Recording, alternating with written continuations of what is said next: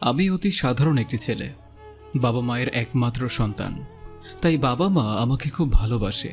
আমি যেমন বাবা মাকে ছেড়ে কখনো থাকতে পারি না, তেমনি বাবা মাও আমাকে ছেড়ে কখনোই থাকতে পারে না। পৃথিবীতে আমার বাবা মাই সব। বর্তমানে আমি একটি বেকার ছেলে, লেখাপড়া শেষ করে এখনো কোনো চাকরি পাইনি। অনেক জায়গায় চাকরির জন্য অবশ্য আবেদনও করেছি, কিন্তু কোনো চাকরির দেখা এখনো মেলেনি। সারাদিন বাসায় শুয়ে থাকা, টিভি দেখা আর বিকেলের দিকে বন্ধুদের সাথে আড্ডা দেওয়া ছাড়া কোনো কাজই নেই আমার। আর এর জন্য বাবা মায়ের কাছে বকুনিও খেতে হয়, কারণ লেখাপড়া শেষ করেও বাবার হোটেলে খেতে হচ্ছে আমাকে। কিন্তু আমি কি করব? চাকরির জন্য তো অনেক জায়গায় আবেদন করেছি, দুর্ভাগ্য এখনও চাকরি পাইনি। এদিকে বাবা মা আমাকে বিয়ে দেওয়ার জন্য উঠে পড়ে লেগেছে। অনেক জায়গায় মেয়েও দেখেছে, কিন্তু আমি বিয়ে করতে কখনো রাজি হইনি। বাবা মাকে আমি সাফ জানিয়ে দিয়েছি যে যতদিন না কোনো চাকরি পাচ্ছি ততদিন আমি বিয়ে করব না। অনেকের মুখে শুনেছি বিয়ে মানে একটি প্যারাময় জীবন। শুনেছি মেয়েদের সাজুগুজু করতে নাকি মাসে 5,000 টাকার প্লাস কসমেটিক্স ইত্যাদি, এসব আরও কত কি লাগে। এসব জিনিস তো আমি এত নামও জানি না। আমার তো একটা টাকাও রোজগার নেই। বিয়ে করে বউয়ের এসব চাহিদা মেটানো আমার দ্বারা একদমই সম্ভব না। এভাবেই চলছিল আমার জীবন। হঠাৎ একদিন একটা অপরিচিত নাম্বার থেকে কল আসলো। ফোনটা রিসিভ করে সালাম দিলাম। শুভেচ্ছা বিনিময় করার পর বলল, আপনি কি আবির বলছেন? হ্যাঁ আমি আবির বলছি। আপনার জন্য একটি খুশির খবর আছে। আপনি আমাদের অফিসে যে চাকরির জন্য আবেদন করছিলেন সেই চাকরি আপনি পেয়ে গেছেন। আমি খুশিতে নাচতে শুরু করলাম। আমি চাকরি পাওয়ার কথাটা বাবা মাকে জানালাম। বাবা মা তো খুবই খুশি হলেন। বাবা মাকে দেখে মনে হচ্ছে পৃথিবীর সব সুখ যেন তাদের মাঝে এসে বিরাজমান করেছে। চাকরিটা পেয়ে নিজেকে অনেক ভাগ্যবান মনে হচ্ছে। যাই হোক, কাল থেকে নতুন অফিসে নতুন চাকরি। তাই রাতের খাবার খেয়ে তাড়াতাড়ি শুয়ে পড়লাম। তাড়াতাড়ি আমি কখনোই ঘুমাই না। রাত 12টা না বাজলে আমার চোখে ঘুমই আসে না। আর সকালে 8টার আগে কোনোদিন ঘুম থেকেই উঠি না। তাই সকাল সকাল ওঠার জন্য মোবাইলে অ্যালার্ম দিয়ে রাখলাম। সকালে ঘুম থেকে উঠে ফ্রেশ হয়ে কিছু হালকা পাতলা নাস্তা করে বাইকটা নিয়ে অফিসের উদ্দেশ্যে রওনা দিলাম। সারা দিন অফিস করে বাসায় আসলাম। বাড়িতে আসতে না আসতেই মায়ের আবদার, বাবা, তুই এবার বিয়ে কর। এখন তো চাকরি পেয়েছিস, আমি আর কতদিন তোকে রান্না করে খাওয়াবো? আমি কোনোভাবেই যেন আম্মাকে বোঝাতেই পারলাম না। মা জোর ধরে বসলো, সামনের সপ্তাহে ছুটির দিনে মেয়ে দেখতে যেতে হবে। শেষ পর্যন্ত মাকে বোঝাতে না পেরে রাজি হলাম। বিয়ে তো এখন করবই না, জাস্ট মায়ের আবদারটা রাখার জন্য যাব। অবশেষে মেয়ে দেখার জন্য পাত্রীপক্ষের বাড়ির উদ্দেশ্যে রওনা দিলাম, বাবা মা আর আমি। পাত্রীর বাড়ির সামনে এসে পৌঁছালাম। আমি কিছুটা লজ্জাবোধ করছি, কিন্তু মনে মনে নিজেকে বললাম, আবির, এতটা লজ্জাবোধ না করে বাড়ির ভিতরে ঢুকে পড়। সবাই সবার সাথে কথা বলছে, আমি একটা অসহায় বাচ্চার মতো চুপচাপ দাঁড়িয়ে রইলাম। কিছুক্ষণ পর মেয়ে আসলো। নীল শাড়ি পরে, চেহারা দেখা যাচ্ছে না, ইয়া বড় একটা ঘোমটা দিয়ে হাতে চায়ের কাপ নিয়ে আছে। আমার সামনে সোফার সিটে এসে বসলো। এরপর কোথা থেকে যেন একটা ছোট বাচ্চা এসে বলল আদো আদো গলায়, আপু আপু, এটা কি আমার দুলাভাই হবে? কথাটি বলা মাত্রই ঘোমটার ভিতর থেকে একটা হাসির শব্দ পেলাম। আমি নিজেও লজ্জাবোধ করলাম। শেষ পর্যন্ত বাবা মার মেয়ে পছন্দ হলো। আমি একটিবারের জন্য মেয়ের মুখের দিকে তাকাইনি, কারণ এখন আমার বিয়ে করার কোনো ইচ্ছাই নেই। আমাদের দুজনকে কথা বলার জন্য একটি সাইডের রুমে যেতে বলল। এই কথা শোনা মাত্রই আমার গলা শুকিয়ে একদম কাঠ হয়ে গেল। সামনে ছিল পানির গ্লাস, এক গ্লাস পানি খেয়ে নিলাম। সেই সাথে আমার হাঁটুর বাটি কাঁপতে শুরু করলো। মনে মনে বললাম, আবির, নিজের ব্যালেন্সটা একটু ঠিক রাখ। এই বলে ঝাড়া মেরে উঠে দুজনে পাশের রুমে গেলাম। আমি মাথা নিচু করে আছি, দুজনেই চুপচাপ। মনে হচ্ছে যেন আমাদেরকে এখানে পাঠিয়েছে কথা বলার জন্য না, পাঠিয়েছে নীরবতা পালন করার জন্য। আমি কথা বলবো কিভাবে? আমি তো মেয়ের নামটা পর্যন্তও জানি না। কিছুক্ষণ পর মুখ পানে তাকিয়ে দেখি মেয়ে তো মাশা আল্লাহ অসাধারণ সুন্দর। তাই নিজের জড়তা কাটিয়ে জিজ্ঞাসা করেই বসলাম, এই যে, আপনার নাম কি? এই কথা বলা মাত্রই মেয়েটির রাগী কণ্ঠে, শুনুন, আমার নাম জেনে আপনার কোনো কাজ নেই। আমি এই বিয়েতে একদমই রাজি না। আমি লেখাপড়া করতে চাই। শুধুমাত্র আব্বু আম্মুর জন্য আমি আপনাদের সামনে এসেছি। এই যে, আপনিও শুনে রাখুন, আমারও না বিয়ে করার কোনো ইচ্ছা নাই। হ্যাঁ, শুধুমাত্র মায়ের কথা রাখার জন্য এসেছি। সব যাই হোক, বিয়ে তো আমরা করছি না। আপনার নামটা তো জানতে পারি নাকি?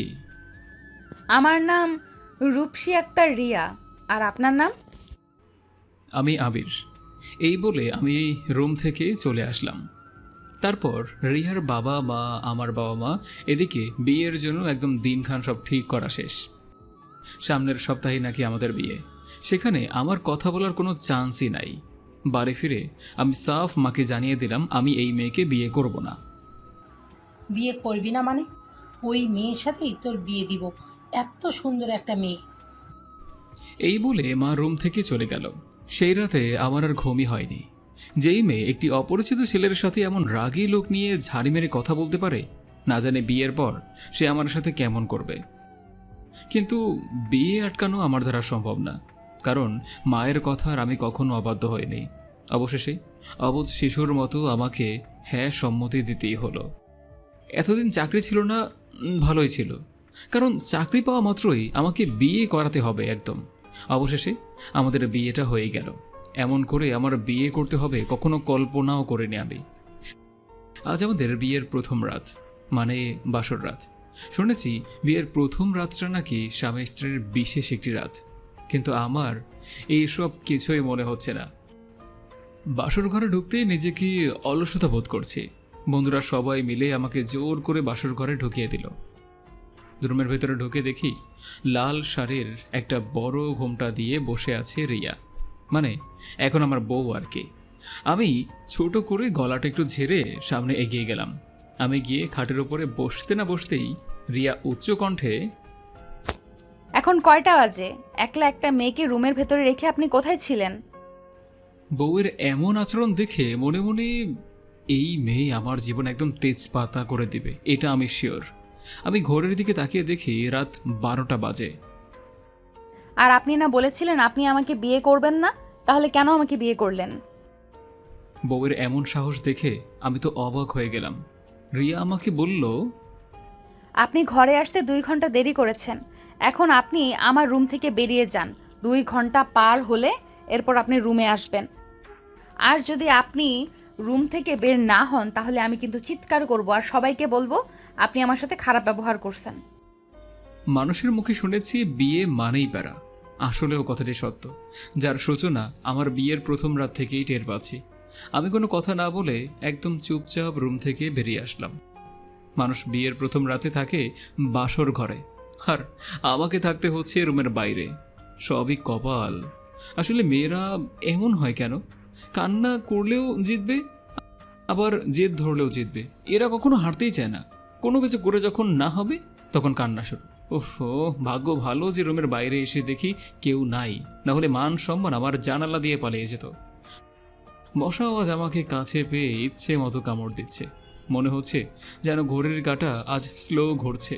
প্রতিটা সেকেন্ড আমার কাছে মনে হচ্ছে এক একটি ঘন্টার মতো। মানুষ নতুন বিয়ে করে বউকে নিয়ে রুমের ভিতরে থাকে, আর আমার এমনই কপাল, বউ ঘরের দরজা লক করে আরামে ঘুমাচ্ছে, আর আমি রাত কাটাচ্ছি মশার সাথে। অনেক কষ্টে 2 ঘন্টা পার করলাম মশার সাথে যুদ্ধ করে। রুমের দরজার কাছে গিয়ে কলিং বেলটা বাজালাম। তারপর ভিতর থেকে কোনো সাড়া শব্দ পাচ্ছি না। 30 মিনিট ধরে কলিং বেলের শব্দে যখন কোনো সাড়া পেলাম না, নিজে নিজেই বলতে লাগলাম, তোর কপালে এমন একটা বউ জুটল যে কিনা বাসর রাতে স্বামীকে বাইরে রেখে বউ রুমের ভিতর আরাম করে ঘুমাচ্ছে। আমার ধৈর্যের বাঁধ ভেঙে যাচ্ছে। বাসর রাতে বউয়ের এমন ভালোবাসা দেখে আমার আবেগে কান্না করতে ইচ্ছে করতেছে, কিন্তু কান্না করাটা ছেলেদের শোভা পায় না। তাই তো চুপচাপ দরজার সামনে দাঁড়িয়ে নীরবতা পালন করছি আর কলিং বেল বাজাচ্ছি। যখন দেখলাম বেল বাজিয়ে কাজ হচ্ছে না, তখন জোর করে দরজায় একটা ধাক্কা দিলাম। দরজা খুলে গেল। তার মানে দরজা লক করা ছিল না। ওহো, অযথাই আমি 30 মিনিট ধরে কলিং বেল বাজাচ্ছিলাম। যদি একবার দরজায় ধাক্কা মারতাম তাহলে তো আমাকে এতক্ষণ ধরে রুমের বাইরে দাঁড়িয়ে থাকা লাগতো না। রুমের ভেতরে প্রবেশ করে দেখি মহারানী নাক ডেকে আরামে ঘুমাচ্ছে। আমি খাটের উপরে গিয়ে এক পাশে বসলাম। এলোমেলো চুলে সুন্দর মুখটা যেন আরও অসম্ভব সুন্দর লাগছে। আমি ঘুমন্ত নিষ্পাপ মুখটার দিকে অধিক আগ্রহ নিয়ে রিয়ার মুখের দিকে তাকিয়ে থাকলাম। রিয়ার মুখে এলোমেলো চুলগুলো আলতোভাবে সরিয়ে দেওয়ার চেষ্টা করলাম। যেই না আমি রিয়ার অগোছালো চুলগুলো আলতোভাবে স্পর্শ করলাম, সাথে সাথেই রিয়ার ঘুম ভেঙে গেল। এই যে মিস্টার আবির, আপনি আমার খাটের উপর কি করছেন? যান, আপনি ফ্লোরের উপর ঘুমিয়ে পড়েন। আমার সাথে ঘুমানোর আশাটা কখনো করবেন না। রিয়া খাট থেকে বালিশটা ফ্লোরের উপর ছুঁড়ে ফেলে দিল। রিয়া আমার সাথে এত অভিমান কিসের সেটা আমি কোনোভাবেই বুঝতে পারছি না। আমি আর কিছু না বলে বাচ্চা ছেলের মতো করে ফ্লোরের ওপর শুয়ে পড়লাম। শালা, আমার ঘর, আমার খাট, আমার সব কিছু, আর আমাকে ঘুমাতে হবে ফ্লোরের উপর। আজ প্রথম রাত, ওর সাথে আমি কোনো ঝগড়া ঝামেলায় যেতে চাই না, তাই আমি কিছু বললাম না। আর মনে মনে ভাবতে লাগলাম, ও আমার সাথে কেন এমন আচরণ করছে? নাকি ওর কারোর সাথে রিলেশন আছে? না না, এটা আমি কি ভাবছি? কাউকে ভালো করে না জেনে শুনে ওর সম্পর্কে আমার এমন চিন্তা করাটা ঠিক হবে না। যাই হোক, আমার আজ ঘুমের 12টা বাজবে মহারানের নাক ডাকার কারণে। আমার ঘুম তো জানালা দিয়ে পালিয়ে গিয়েছে। এই কেমন গুন্ডি মেয়ে, বাসর ঘরে স্বামীকে নিচে ফ্লোরে শুইয়ে রেখে নিজে খাটের উপর আরাম করে নাক ডেকে ডেকে ঘুমাচ্ছে। ইচ্ছে তো করছে নাক দুটোতে একদম সুপরগুলো আটকে দিই, কিন্তু নতুন বউ বলে কথা, কিছুই করার নেই, সবই আমার কপাল। অনেক কষ্টে রাত শেষে চারদিকে পাখির কলরব, মিষ্টি কণ্ঠে সকাল হলো। জানলা দিয়ে সূর্যের আলো আমার ঘরে প্রবেশ করলো। দরজায় কলিং বেল বাজছে। তড়িঘড়ি করে আমি উঠে পড়লাম। নিশ্চিত মা চা নিয়ে এসেছে। যদি দেখে যে আমি ফ্লোরে ঘুমিয়ে আছি, তাহলে মান সম্মানের 12টা বেজে যাবে। ওদিকে মহারানী, সে তো মরার মতো করে এখনও শুয়ে আছে। আমি ফ্লোরের ওপর থেকে বালিশটা খাটের ওপর রেখে দিলাম। তারপর দরজা খুলে দেখি মা চা নিয়ে দরজার সামনে দাঁড়িয়ে আছে। মা চা নিয়ে রুমের ভেতরে প্রবেশ করলো। কি রে, বৌমাকে এখনো ডেকে দিসনি কেন? তোমার আদরের বৌমাকে তুমিই ডেকে দাও। শুনেছি নতুন বউ নাকি সকালবেলা উঠে শ্বশুর শাশুড়ির কাজে সাহায্য করে, আর এই মহারানীর ক্ষেত্রে দেখছি পুরোটাই উল্টো। নিজের মনের আনন্দে ঘুমাচ্ছে। আমি ফ্রেশ হয়ে নাস্তা করে অফিসের উদ্দেশ্যে রওনা হলাম। অফিসের কাজে ব্যস্ততার কারণে সারাদিন বাসায় একবারও ফোন করার সুযোগ পাইনি। মনে চাচ্ছিল যে একটাবার ফোন করি, কিন্তু কিছু করার নাই। অফিসের কোনো কাজে একটু ব্যাঘাত ঘটলেই বসের কাছে ঝাড়ি খেতে হবে। কিন্তু রিয়ার সুন্দর চেহারাটা যখন আমার চোখের সামনে ভেসে উঠছে, ততই যেন ও আমার মনের মাঝে একটু একটু করে জায়গা করে নিচ্ছে। অফিস শেষ করে বাসায় এসে দেখি মহারানী রুমের দরজা বন্ধ করে বসে আছে। আমি কয়েকবার কলিং বেল বাজানোর পর দরজা খুলল। মহারানীর রাগে সুন্দর মুখটা যেন আরও সুন্দর লাগছে। আবার রিয়ার মুখের দিকে তাকিয়ে যেন আমার মনটাই ভরছে না। কিন্তু গন্ডি মেয়েটা আমাকে একটুও বুঝলো না। ওই মিস্টার, আপনি আমার দিকে এমন হা করে তাকিয়ে আছেন কেন? জীবনে কি কখনো মেয়ে মানুষ দেখেননি, তাই আমার দিকে এমন হা করে তাকিয়ে আছেন? আরে, নিজের বউকে দেখতে হলে কি আবার পারমিশন নিয়ে দেখতে হবে নাকি? আমি তো আমার বউকে দেখছি, অন্য কোনো মেয়েকে তো দেখছি না, তাই না? আমি আপনার বউ না, আর কখনো আমাকে বউ বলে দাবি করবেন না। রিয়ার মুখে এমন কথা শুনে নিজের রাগটাকে আর সামলাতে পারলাম না। এখন যদি ওর সামনে আমি দাঁড়িয়ে থাকি, তাহলে হয়তো রাগের কারণে কিছু একটা করে ফেলতে পারি। তাই শার্টটা খুলে ওয়াশরুমে গিয়ে ফ্রেশ হয়ে আম্মাকে খেতে দিতে বললাম। রিয়াকেও খাবার খেতে আসতে বললাম, কিন্তু ও আসতে চাইছে না। কয়েকবার বলার পরেও খাবারের টেবিলে আসতে রাজি হলো না। আমি রাগ দেখিয়ে যখন ঝাড়ি মেরে বললাম, খাবার খাবে না কেন, কী সমস্যা তোমার? এই কথা বলতে যা দেরি, আমাকেও কয়েকটা কথা শুনিয়ে খাবারের টেবিলে গিয়ে লক্ষ্মী মেয়ের মতো করে বসে পড়ল। খাবার শেষ করে রিয়া আবার আগেই উঠে পড়ল। হয়তো লজ্জা পেয়ে কারোর সামনে খেতে পারছে না। আমিও কিছু বললাম না। রুমের ভিতর গিয়ে দেখি রিয়া আবার শুয়ে আছে। কি অলস মেয়ে রে বাবা, এ তো দেখি ঘুম ছাড়া কিছুই বোঝে না, আর কোনো কারণ ছাড়াই রাগ দেখানো। আমিও কেমন জানি আস্তে আস্তে রিয়াকে ভালোবেসে ফেলেছি, কিন্তু কিভাবে আমি ওকে বোঝাবো? ও তো আমার কোনো কথা বলার সুযোগই দিচ্ছে না। রুমের দরজাটা বন্ধ করে খাটের উপর গিয়ে বসলাম, কিন্তু আবার সেই একই কথা। আপনি আমার খাটের উপরে কেন বসলেন? আমি না আপনাকে বলেছি আপনি কখনো ভাববেন না যে আমরা কখনো একই খাটের উপর ঘুমাবো? আপনার যদি ঘুমানোর ইচ্ছেই হয় তাহলে নিচে গিয়ে ঘুমাবেন। কি আজব মেয়ে, একটু রোমান্টিকতা বলে কিচ্ছুই বোঝে না নাকি? মনে মনে আমিও ঠিক করলাম আমি ঘুমাবো নিচে আর তুমি ঘুমাবে খাটের উপরে। আজ তোমার ঘুমের 12টাও আমি বাজাবো। আমি গিয়ে চুপচাপ ফ্লোরের উপর শুয়ে পড়লাম। আজ ইচ্ছে করে আমিও নাক ডাকা শুরু করলাম। শুয়ে শুয়ে মনের আনন্দে আমি নাক ডাকছি, আর ওর দিকে আমি মিছিমিছি মাঝে মাঝে লুকিয়ে লুকিয়ে দেখছি যে ও কী করছে। মনে হচ্ছে ও বিরক্ত বোধ করছে, কারণ 2 কানে হাত দিয়ে চুপ ধরে বসে আছে। কিছুক্ষণ পরে রিয়া চেঁচিয়ে বলল, এই যে মিস্টার, আপনি এত গরুর মতো নাক ডাকছেন কেন? আমার ঘুমের সমস্যা হচ্ছে, নাক না ডেকে ঘুমাতে পারেন না? আমি মনে মনে মিছিমিছি হাসছি আর নাক ডাকার ভলিউমটা আরও বাড়িয়ে দিলাম। অবশেষে রিয়া আমার নাক ডাকার শব্দ সহ্য করতে না পেরে আমার কানের কাছে এসে জোর গলায় বলল, আপনি নাক ডেকে ছাড়া ঘুমাতে পারেন না? তখন আমিও একটু অভিনয় করে লাফ মেরে উঠলাম। এই তুমি এত চিল্লাচ্ছ কেন? কি হয়েছে? কি হয়েছে মানে? গরুর মতো করে নাক ডেকে ঘুমাচ্ছ, আবার বলছো চিল্লাচ্ছ কেন? এবার যদি নাক ডাকো তাহলে নাকের ওপরে বালিশ দিয়ে চেপে ধরে থাকবো। ওই, তুমি যখন নাক ডেকে আমার ঘুমের 12টা বাজাও, তার বেলায় কিছু হয় না? কি? আমি নাক ডাকি, তাই না? এমন মিথ্যা কথা আপনি কিভাবে বলতে পারলেন? আর আমি কখনো নাক ডাকি না। হে আল্লাহ, এই মেয়েকে আমি এখন কেমন করে বুঝাই? যে নাক ডাকে সে কখনোই কি নিজের কানে নাক ডাকার শব্দ শুনতে পায়? তোমার যদি বিশ্বাস না হয় তাহলে তুমি গিয়ে ঘুমিয়ে পড়ো, আর যখন তুমি ঘুমের ভিতরে নাক ডাকবে তখন আমি তোমার নাক ডাকাটা মোবাইলে রেকর্ডিং করে তোমাকে পড়ে শোনাবো, তখন তো বিশ্বাস করবে নাকি? এই কথা বলা মাত্রই রিয়া মনে মনে বিড়বিড় করে কি যেন বলল, কিছুই বুঝতে পারলাম না। থাক, আপনাকে আর এত কিছু করতে হবে না। এবার দয়া করে আপনি নাক ডাকা বন্ধ করে আমাকে একটু ঘুমানোর সুযোগ দিন। আমার নাক ডাকা বন্ধ হবে যদি আমাকে খাটের উপর ঘুমানোর সুযোগ দাও।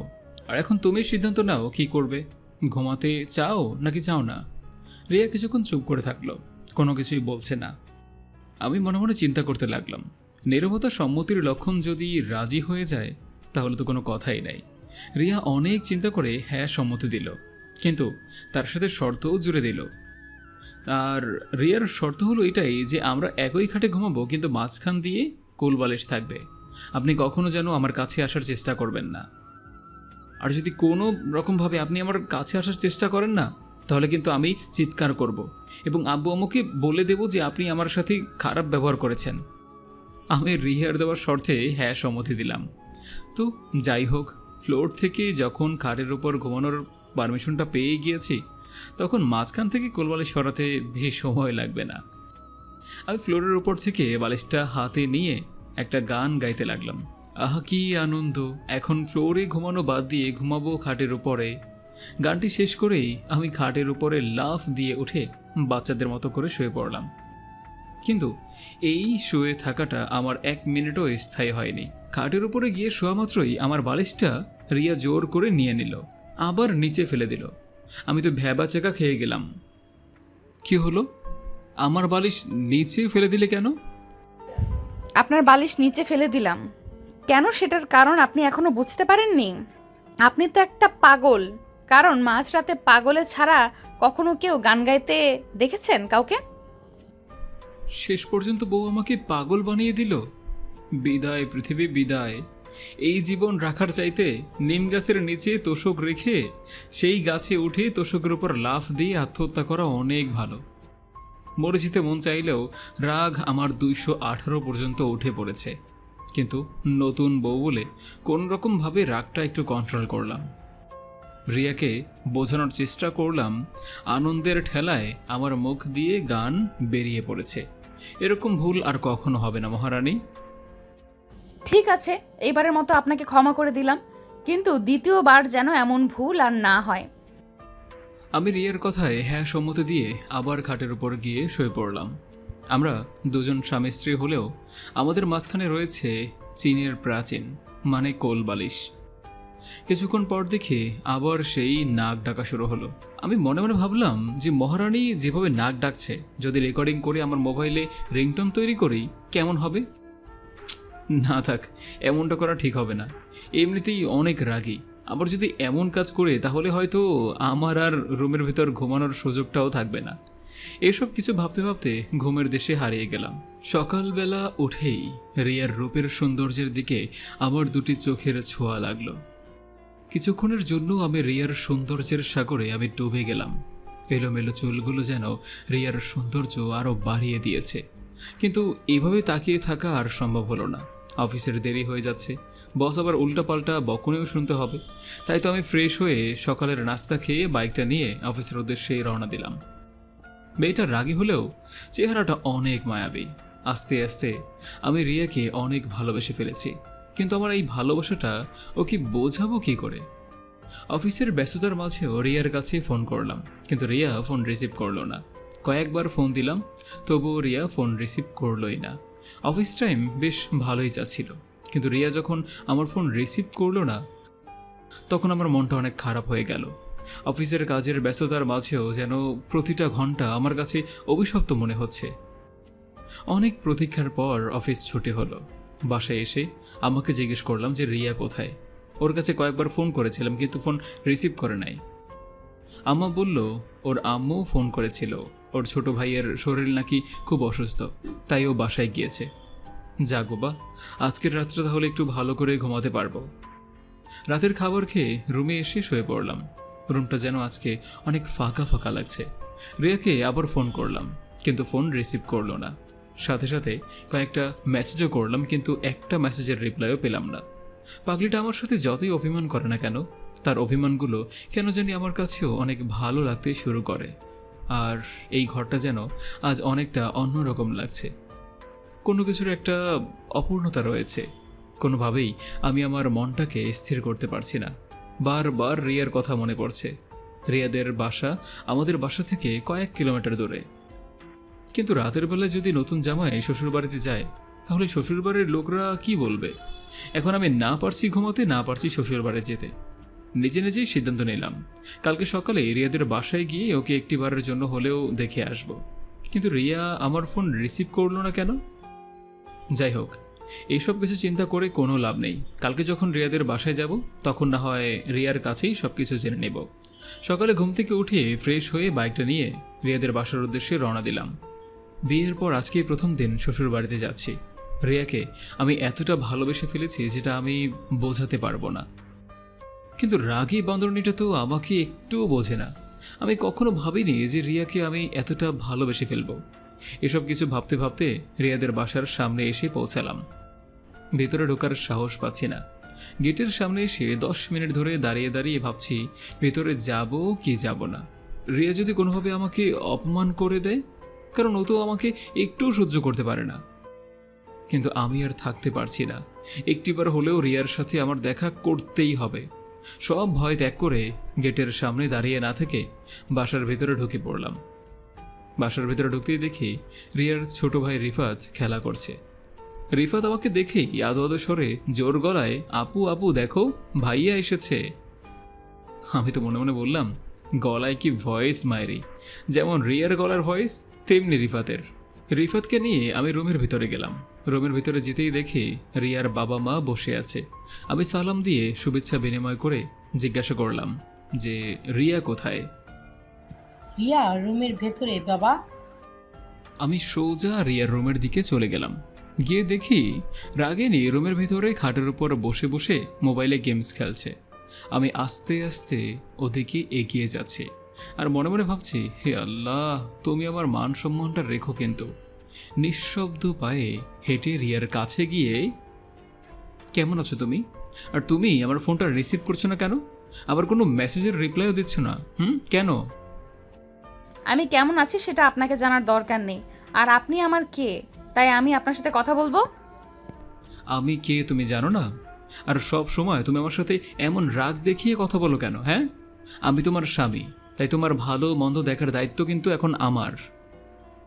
আমি আপনাকে কখনো আমার স্বামী বলে স্বীকার করি না। আপনি এখন আসতে পারেন। এই কথা শোনা মাত্রই আমার মেজাজটা তখন 360 ডিগ্রি পর্যন্ত উঠে পড়েছে। আমি রুমের দরজাটা বন্ধ করে দিলাম। আপনি রুমের দরজা বন্ধ করছেন কেন? দেখুন, আমি কিন্তু চিৎকার করব। তুমি চিৎকার করবা আর যা করবা করো। আমি রিয়ার হাতটা চেপে ধরে বললাম, এবার বলো, আমি তোমার কে? আপনি আমার কেউ না। কয়েকবার জিজ্ঞাসা করলাম, প্রত্যেকবার একই উত্তর দিল, আমি আপনার কেউ না। আমি আর রাগ কন্ট্রোল করতে না পেরে দিলাম 2 গালে 2টা থাপ্পড়। সেই সাথে রিয়াও আমাকে 2টা কষিয়ে থাপ্পড় দিল। তুমি যখন বউ হয়ে স্বামীর গালে থাপ্পড় মারতে পারো, আমি কেন পারবো না? পরপর দিলাম আবারও 3টা থাপ্পড়। আর তারপর রিয়ার হাত দুটো ধরে রাখলাম যেন আমাকে আর মারতে না পারে। রিয়াকে থাপ্পড় মারার পর চিন্তা করতে লাগলাম, পাগলিটাকে এমন জোরে থাপ্পড় মারাটা আমার মনে হয় না ঠিক হয়েছে। না জানি হাতখানা ছেড়ে দিলে আমার অবস্থা কী করে। শরীরের সমস্ত শক্তি দিয়ে রিয়ার হাত 2টা ধরে থাকলাম।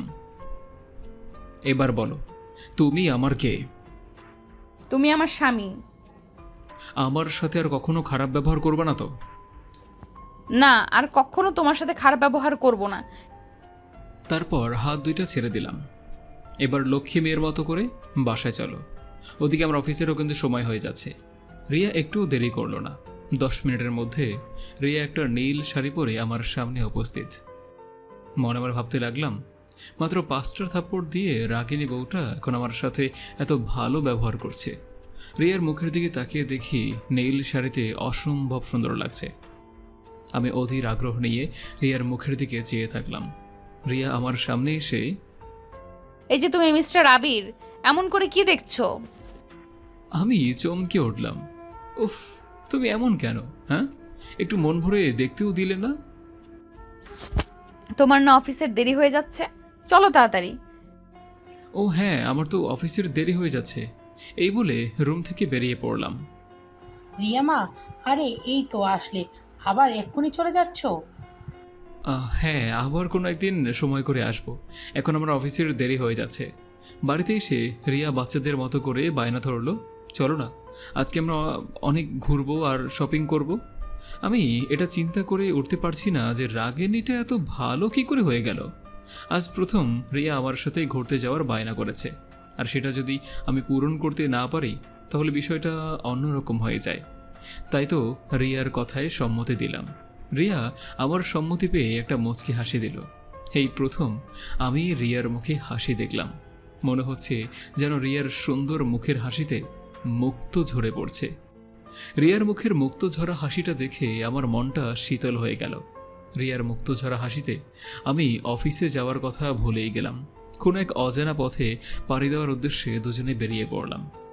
সারা দিন ঘোরাঘুরির মধ্যে দুজনার পছন্দ মতো অনেক শপিং করে সন্ধ্যার দিকে বাসায় ফিরলাম। দুজনেই ফ্রেশ হয়ে রাতের খাবার খেয়ে রুমে আসলাম। রুমে আসতে না আসতেই রিয়া আবার বায়না ধরলো, চলো না ছাদে যাই, আজ দুজনে অনেক গল্প করব। আমি আর না করতে পারলাম না। আজ রিয়া যেন পুরোটা পরিবর্তন হয়ে গিয়েছে। যেই মেয়েটা কখনো আমাকে তার ধারে কাছেও যাওয়ার সুযোগ দিত না, কোনো কথা বলার আগেই আমার উপর অভিমান করত, আজকে সেই মেয়েটা আমাকে তার নিজের মনে জায়গা করে নিয়েছে। আজ নিজেকে অনেক ভাগ্যবান মনে হচ্ছে। আর দেরি না করে দুজনে ছাদের উপর গিয়ে দোলনায় বসে আকাশের দিকে তাকিয়ে মনে হচ্ছে আকাশের চাঁদটাও যেন অসম্ভব সুন্দর লাগছে। আমি রিয়ার নিস্তব্ধ মুখের দিকে একবার আর ওই দূর আকাশের চাঁদটার দিকে একবার তাকাচ্ছি। চাঁদের আলোয় রিয়ার মুখের সৌন্দর্য আমাকে কোনো এক নেশার আবির্ভূত করে তুলছে। হঠাৎ রিয়া আমার হাতের উপর হাত রেখে বলল, আমি কখন থেকে দেখছি তুমি একবার আমার দিকে, একবার ওই আকাশের চাঁদটার দিকে তাকাচ্ছ, কি হয়েছে তোমার? আমি চমকে উঠে, কই কিছু না তো, তুমি কিছু বলবে? এই যে লাজুক ছেলে, এত ভয় পাচ্ছ কেন? আমি একটা জিনিস চাই, সেটা পারবেন তো দিতে? পারবো। একটা রাজকন্যা গিফট করতে পারবে? আমি লজ্জা কণ্ঠে বললাম, তুমি শুধু আমাকে ভালোবেসে যাবে, আমি তোমায় পৃথিবীর সব সুখ দিয়ে দেব। সমাপ্ত।